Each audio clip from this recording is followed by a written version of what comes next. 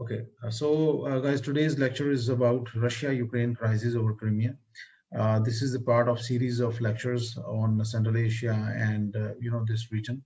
And of course, Russia is a very dominant country in this region. Russia is not part of Central Asia, but Russia is controlling this region politically, economically, and strategically. So that's why this particular topic is important. So Russia. A few years back annexed Crimea, which was part of Ukraine, और Russia ने उस पर कब्जा कर लिया. Now, what is the significance of Crimea? What happened actually? What is the actual status of this issue, and why this issue is important? So we need to understand that in detail. First of all, let's quickly look into the location of Crimea. Crimea is a rugged strategic peninsula jutting into Black Sea that was gifted to Ukraine by Soviet leader Nikita Khrushchev 60 years ago. Now it is the epicenter of a dangerous crisis pitting Russia against the West. Why? Because Ukraine is being supported by the Western powers. So here is the location of Crimea, as you can see on the map. And here is Ukraine, and then you have got Russia also there. So this was very important area, and it was under under Ukraine, and but it was gifted to Ukraine by Nikita Khrushchev, who was actually Ukrainian in the 60s. So later on, when the Soviet Union got dismembered, तो Ukraine अलग मुल्क बन गया, तो ये हिस्सा भी उसको चला गया. Acha, since then, Soviets, Russians, they used to, they had a base here in this region, Sevastopol ke naam se, and they were using this base for their operations in the Black Sea. और यहाँ से वो अपना जितना भी असला वगैरह है वो आगे भेजते थे उसको सीरिया वगैरह को, ठीक है. और इसके रास्ते से उनका जो जितना भी था असला जो था वो सीरिया को जाता था थ्रू ब्लैक सी, और वहां से वो फिर आगे जाके मेडिटेरियन को टच कर जाते थे. So this region was, it was very important, and it was a center of gravity. Acha, Ukraine had a support of the NATO, not military support, but diplomatic support, political support was there, and these countries, they were on behind Ukraine's aggressive policy. But what happened actually, this region was very important for Russia as well.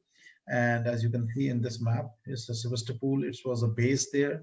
And Russia leased, this base, and they were using this base since long.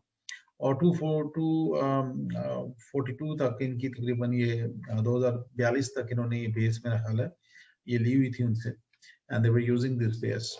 So the naval base at Sevastopol is a very important area right here, and here this base was used by the Russians.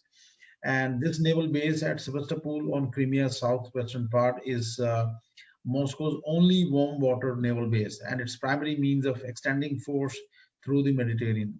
यानी कि इस तरफ से वो जाकर, और as you can see in this map, यहाँ से वो ब्लैक सी से गुजर के they used to go to the Mediterranean Sea, और यहाँ पे आके वो सीरिया वगैरह को असला वगैरह प्रोवाइड करते थे. So this was the only base which could provide the Russians access to Mediterranean Sea. So it has been alleged that through this port, Russia supplied huge weapon and equipment to Bashar al-Assad, especially to fight against the insurgents, Free Syrian Army, and other terrorist groups, ISIs, in Raqqa in Syria.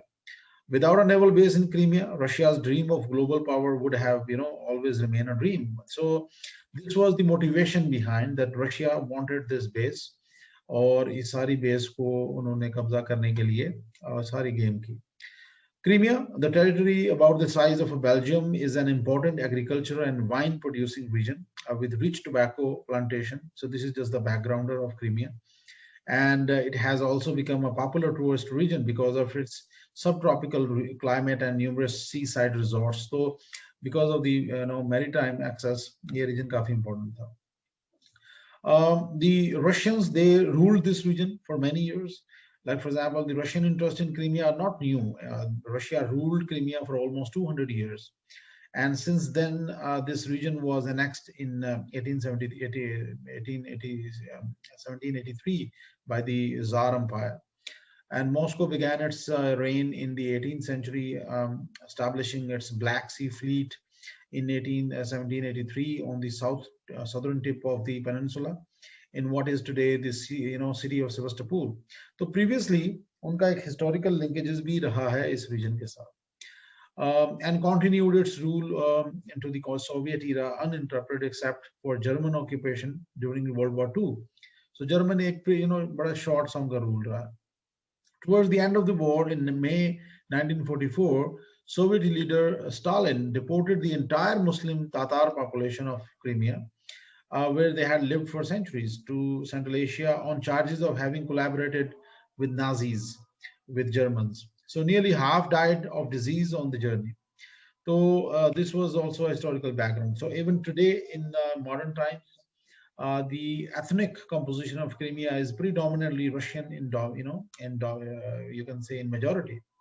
So there are about 58% Russians who are living in Crimea. Then you have got Ukrainians, the second largest ethnic group there. And then you got Tatar, or almost 12% in Crimea. They are the Muslim population. And predominantly Russian population gives Russia a rationale to annex this region. They believed, अभी इसी चीज को उन्होंने reason बना कर उन्होंने कहा कि because the Russian population, major chunk of Russian population, you can say, of Crimea is basically belong to Russia or Russian origin ethnically. So they want to be with Russia. इस बात को plea बना के उन्होंने इसके ऊपर समझने के हिसाब का कब्जा कर लिया. एक अपराइजिंग सी क्रिएट हुई इस रीजन के अंदर, द रशियन पॉपुलेशन, और उसको backed by the Soviets, Russians, उन्होंने इस अपराइजिंग को सपोर्ट किया and they carried out a referendum in this region. अच्छा, उस रेफरेंडम के जरिए से हुआ ये कि most of the people, about 95% people, they voted in favor of joining Russia. So this was a referendum by a superpower, by a veto power, Russia, which is a political, economic, and strategic power in the world, and which is controlling the resources of this region. And this particular, you can say, referendum was in favor of Russia. So ultimately, what happened? Crimea announced its annexation with the Russians, and ultimately Russia, they annexed this particular area. So previously, this region was, as I told you before, it was leased by the Russians, and Russia had, deployed their strong military naval forces there in this region, Sevastopol. So now the question is why Ukrainians could do nothing about it. The reason is simple. The Russia is very dominant power in the region, in the world, I would say. They are challenging the US hegemony in the world. They are challenging the NATO hegemony in the world all along. I think Ukraine is no match with the Russian prowess. So Russia is very powerful as compared to Ukraine. If you analyze the Ukrainian military, it is not more than 139,000. Whereas the Russians, they have got a huge military force of about, 800, almost 800,000. So it's a huge military force. Then if you compare the tanks of the Russians and the Ukrainians, obviously the Russians are, 2,800 plus, and the Ukrainians are less than 1,000. Then you got ships. Naval fleet of Ukraine is also very small, whereas if you analyze it with the Russian naval fleet, it is 219, and they are highly equipped. And the most important factor is the nuclear factor. The Russians, they are a nuclear weapon state with huge nuclear stockpile and nuclear weapons of more than, I think, 6,000. Whereas the Ukrainians, they don't have any nuclear weapons, and they are a non-nuclear weapon state. And if you look at their defense budget, it is not more than $1.6 billion, whereas the Russian defense budget is more than $78 billion. It is close to 70, 80 now. So this was the major problem, that there is no comparison between the Russians and the Ukrainians, and the Russians are dominant power in this region. So this was the simple reason that they could do nothing about it. Secondly, you might have a question in your mind that why the Europeans did nothing about it. So the simple, the Europeans, they buy 100 billion worth of gas from Russia. So their economies, their household, their lives, their daily lives, their industry is totally dependent on Russia. If Russia blocks this supply of gas to Europeans, automatically the Europeans are going to suffer economic meltdown.